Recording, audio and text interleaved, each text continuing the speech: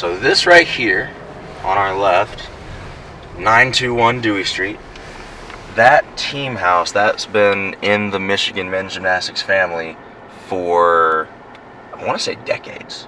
It's been a really long time. That was known as the party house, all right? I'm not going to tell you any stories because I'm not going to get anybody in trouble. I don't want all my friends mad at me. Now up here on the right, I lived in, man, I'm pretty sure it was this one right here, 932. That was my house my sophomore year. There was 5 of us that lived in that house right there. And actually, I distinctly remember that was the house that I found out that my dad had cancer at. And I remember being right there, getting that phone call, and just walking around, pacing on that sidewalk right there for 20, 30 minutes. Actually, I went to the gym that day as soon as I found out. And I told my coach, and I told the coach who typically had a reputation for being kind of just tough on people. You know, he was the hardcore coach out of all 3.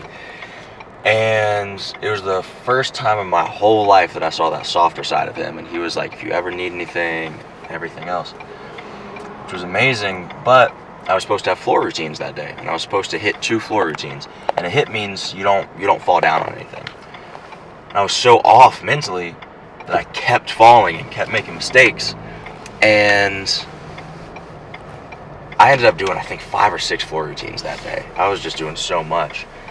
And I always tell people that you can tell when somebody's never done athletics at a high level because they think that anything matters.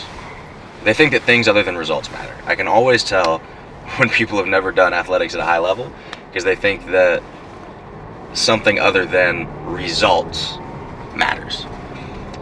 Everything, people, because here's the thing, in sports, you know that, okay, you just found out your dad has cancer, tragic event, like, I get it, it's really, really difficult. If you need a day off, like, if you need the time to process, you need a day off, we will give it to you. But understand that this is a business, and this is bottom line numbers that we're after.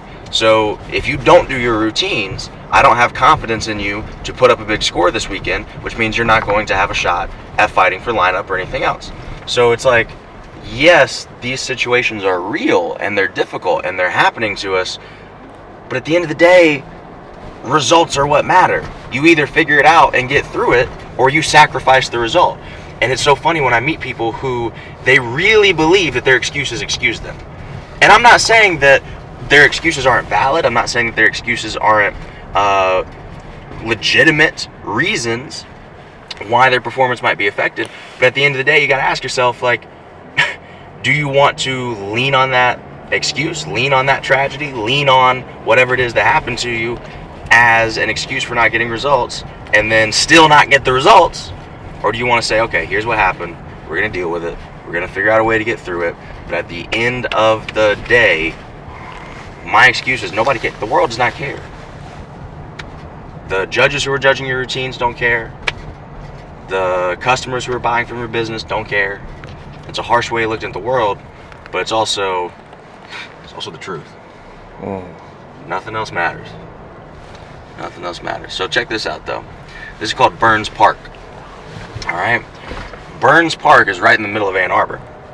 And when the pandemic hit, obviously everything was shut down. You got to remember, we're in the north, right? And so this isn't like, you know, the deep south where the rules and regulations were still everything was still kind of open.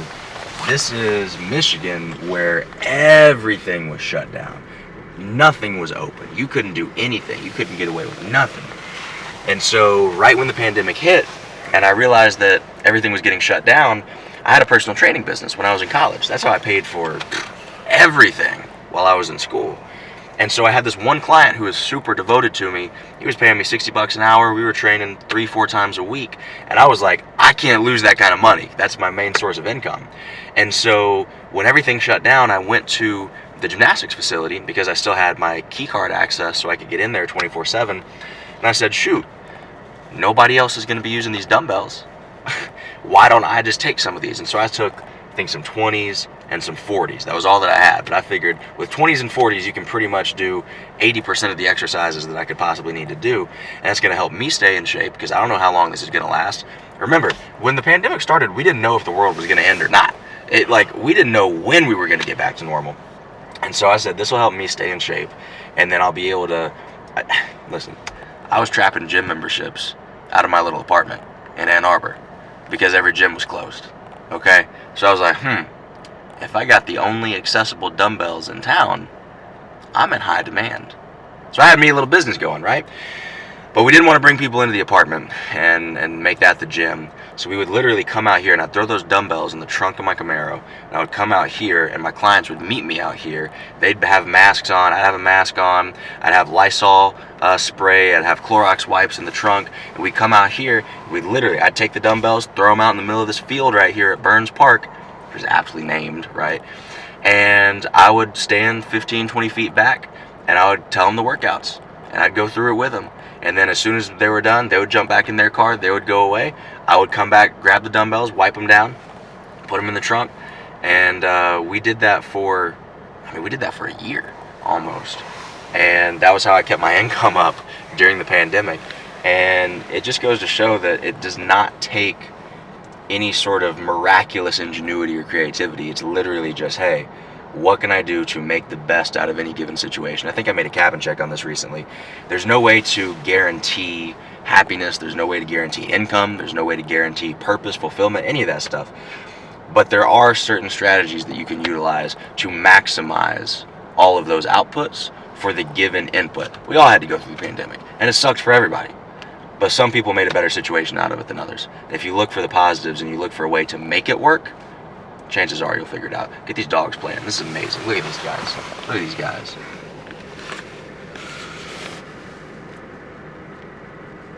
Look at that. That's how you're supposed to live life right there. He's just happy. Look at that. The best, boys. The best. Wow.